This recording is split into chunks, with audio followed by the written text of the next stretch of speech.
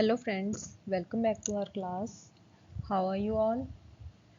So, in our previous video we started a new topic, supply. What is supply? हमने supply का meaning, उसका relationship with price, ये सब कुछ discuss किया था अपनी प्रीवियस वीडियो में.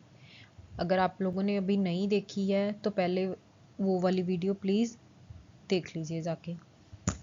आज हम उसी के फैक्टर्स डिस्कस करेंगे कि कौन से ऐसे फैक्टर्स हैं जो कि हमारी सप्लाई को इफ़ेक्ट करते हैं. फैक्टर स्टडी करने से पहले हम समझेंगे कि मार्केट सप्लाई क्या होती है. किसी इंडिविजुअल सप्लाई भी पढ़ेंगे, हम मार्केट सप्लाई भी स्टडी करेंगे.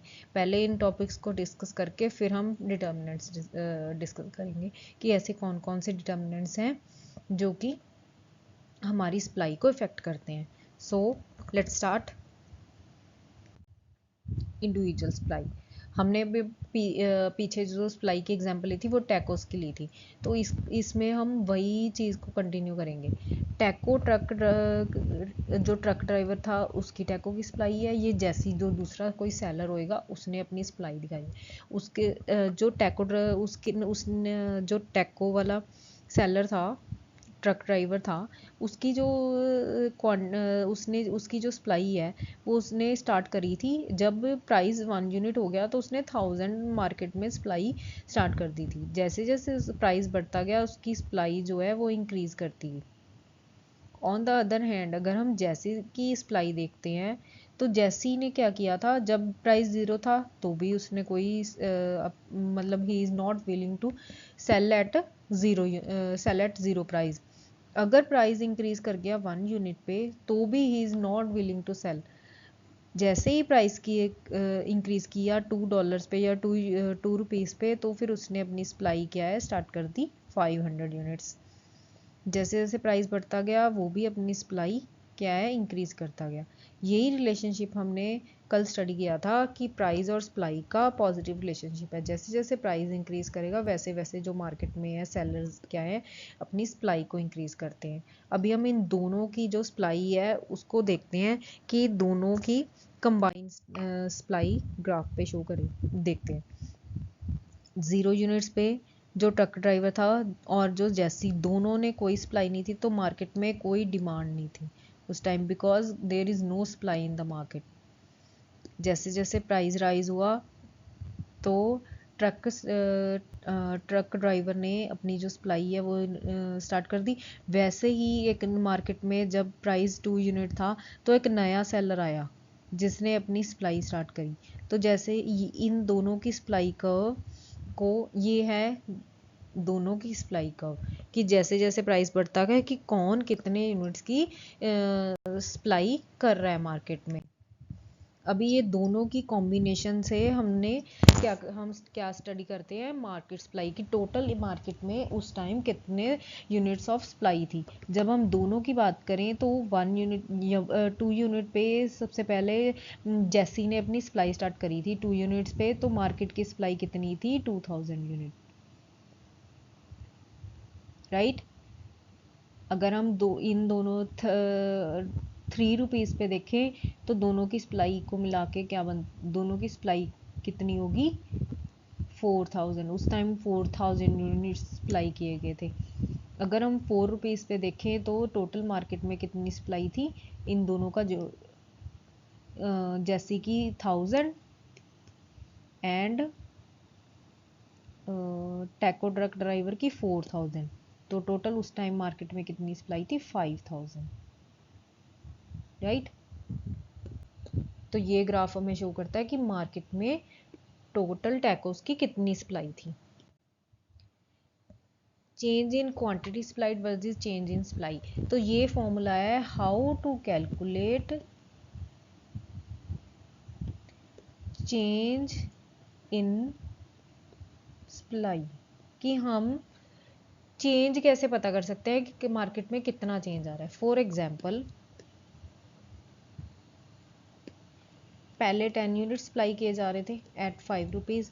जैसे ही प्राइस 10 रुपीज़ इंक्रीज़ हुआ तो यूनिट जो क्वांटिटी है वो 20 होगी. जैसे ही 15 हुआ प्राइस, ये प्राइस है, ये सप्लाई है, तो मार्केट में क्वांटिटी कितनी सप्लाइड होगी, तो तो अभी हम अगर देखें कि कितना चेंज आ रहा है मार्केट में, तो हम कैसे देखेंगे? Change in quantity supplied change 10 units to 20 units divided by change in supply, sorry हाँ, चेंज इन सप्लाई। अब कितना चेंज आया सप्लाई में? 10 units. 20 minus 10 is equal to 10 units. तो कितनी सप्लाई है इस time available? 10 units, right.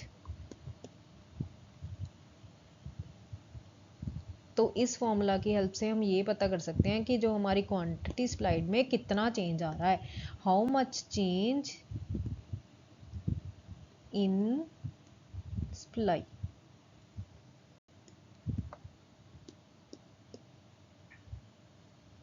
So next, a change of quantity supplied. If price changes it triggers a change in quantity supplied. कहते हैं जैसे जैसे प्राइस चेंज होएगा तो फिर वैसे वैसे हमारी जो क्वांटिटी सप्लाइड है वो भी चेंज होएगी, which is a movement along demand the supply curve, sorry demand curve बोल गई।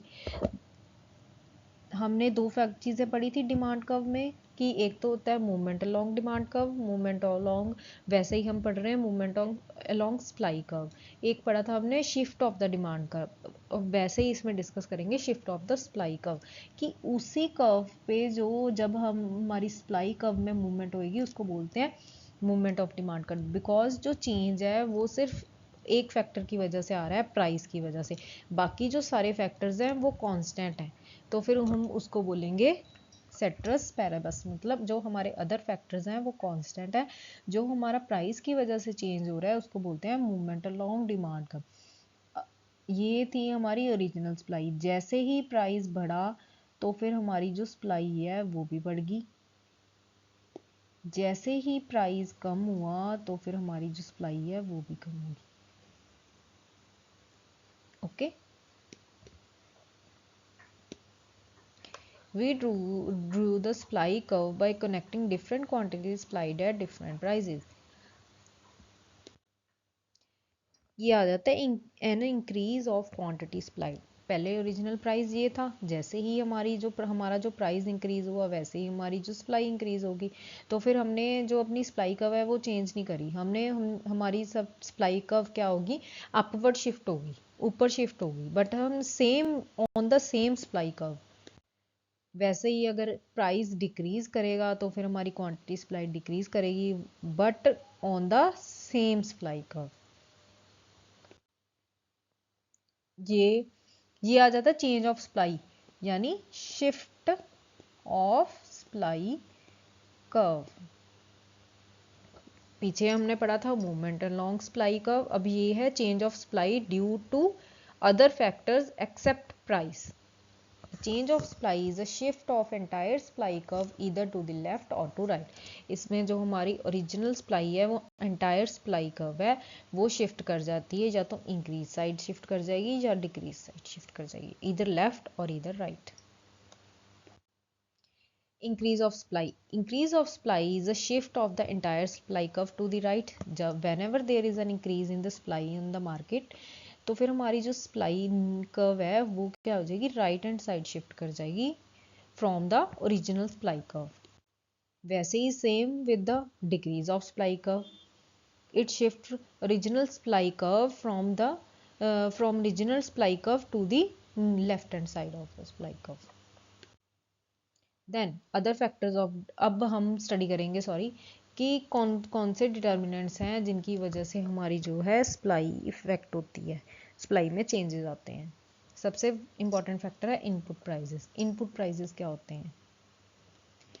इनपुट प्राइजेस वो होते हैं जो कि किसी प्रोड्यूसर या सेलर को कोई कमोडिटी को प्रोड्यूस करने में जो कॉस्ट आती है उसको बोलते हैं, कॉस्ट इंकर होती है उसको बोलते हैं इनपुट प्राइसेस।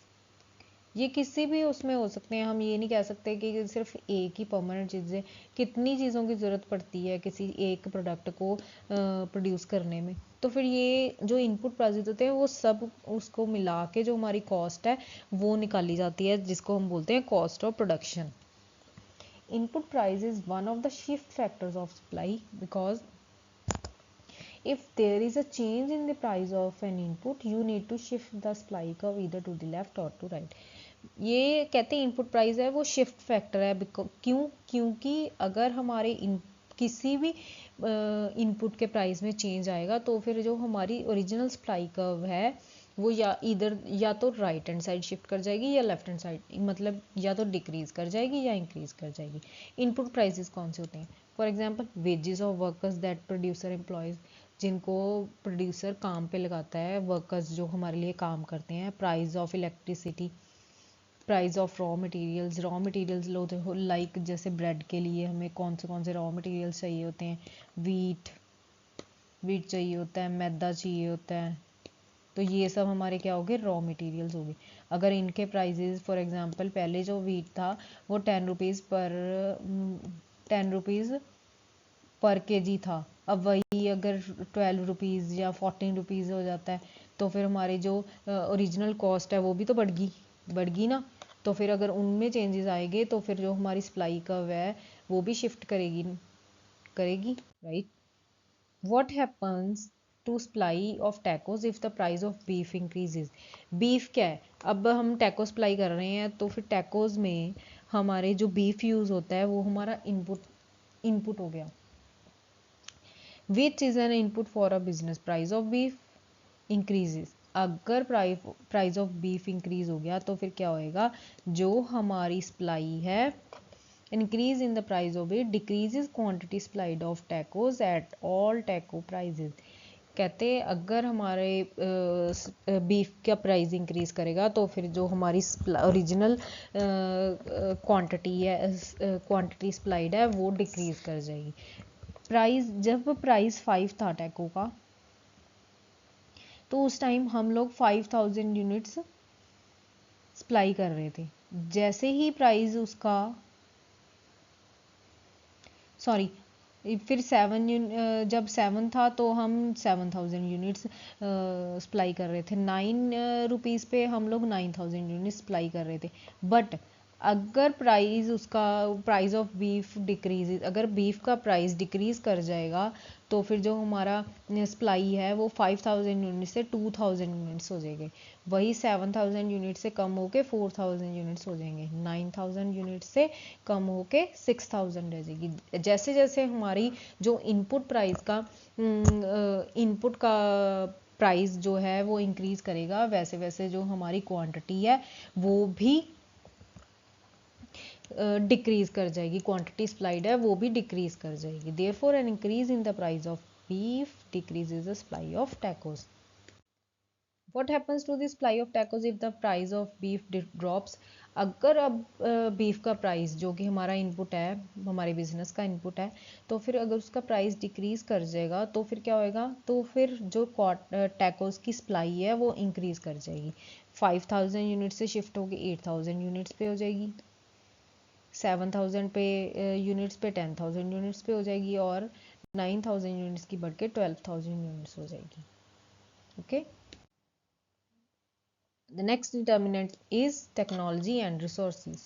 कौन कौन सी टेक्नोलॉजी यूज़ होती है, कैसे कैसे टेक्नोलॉजी इफेक्ट करती है, कौन कौन से रिसोर्सेज जो हैं वो हमारी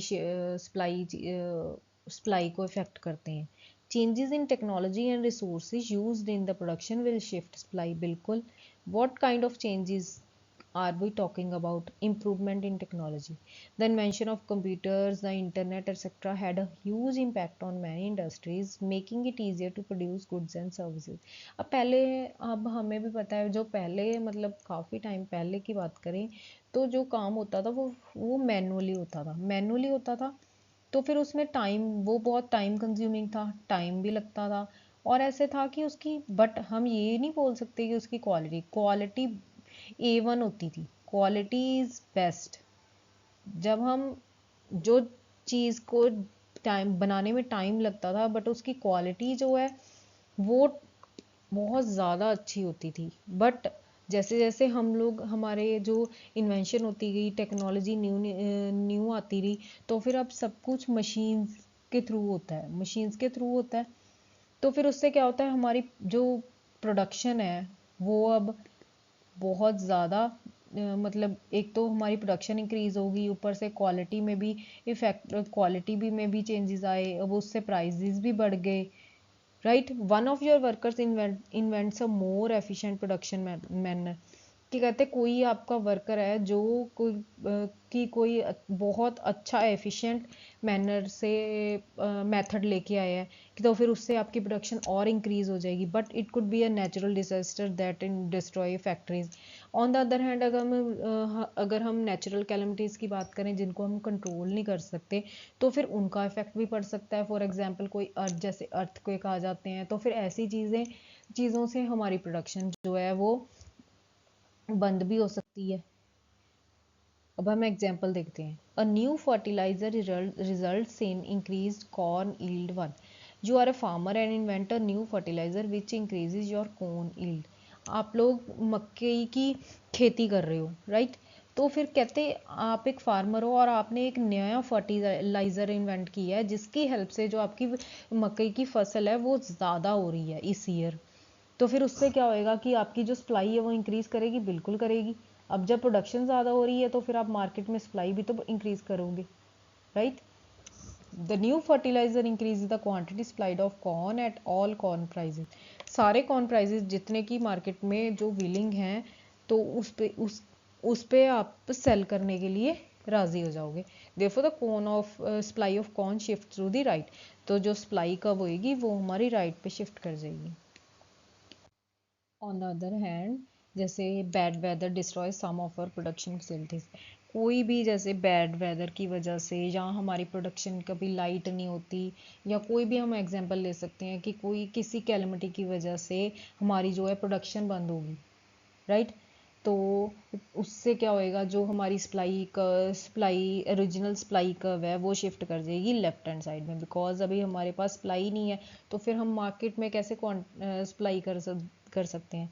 one factory has to temporarily shut down due to serious damages, therefore supply decreases and quantity supply decreases at every price. किसी भी प्राइस पे, इवन के प्राइस हम कम भी कर दें या ज़्यादा भी कर दें तो भी हम उतनी सप्लाई अरेंज ही नहीं कर सकते, तो फिर हम मार्केट में कैसे सप्लाई बढ़ा देंगे, राइट। देन आ जाता है expectations about future prices. Expectations are quite important to producers as well as consumers. Expectations जो हैं वो इम्पॉर्टेंट प्रोड्यूसर्स के लिए भी हैं, जैसे कि हमने लास्ट में देखा था कि कस्टमर कैसे एक्सपेक्टेशंस के उस पर जज करता है कि मैं अभी अपनी डिमांड को कितनी रखना है, मैंने फ्यूचर में डिमांड करनी है या प्रेजेंट मेरी डिमांड ज़्यादा होनी चाहिए, राइट। वैसे ही प्रोड्यूसर्स भी एक्सपेक्टेशंस जो हैं उनके लिए भी उतनी ही इंपॉर्टेंट है। प्रोड्यूसर्स में स्लो डाउन और ramp up production based on what they anticipate the future brings. कहते हैं जैसे जैसे वो फ्यूचर में मतलब देखते हैं। अभी फॉर एग्जांपल हम वेदर फोरकास्ट की बात करें, अभी वेदर फोरकास्ट में आ रहा है कि नेक्स्ट वीक जो है वो बहुत ज़्यादा रेन होने वाली है नेक्स्ट वीक। तो इस प्रोडिक्शन के बेसिस पे जो प्रोड्यूसर क्या करेगा, जो अपनी इस टाइम सप्लाई है वो इंक्रीज कर देगा, जो करंट उसकी सप्लाई है उसको सॉरी नहीं, करंट जो सप्लाई है वो डिक्रीज कर देगा। वो क्यों डिक्रीज कर देगा, बिकॉज जब रेनी सीजन में उस प्रोडक्ट की डिमांड ज़्यादा होएगी, जब उसकी प्रोडक्शन नहीं चल रही होगी, तो फिर क्या करेगा, वो अपनी जो प्रोडक्शन है वो पहले से ही प्रोडक्शन करके रख लेगा।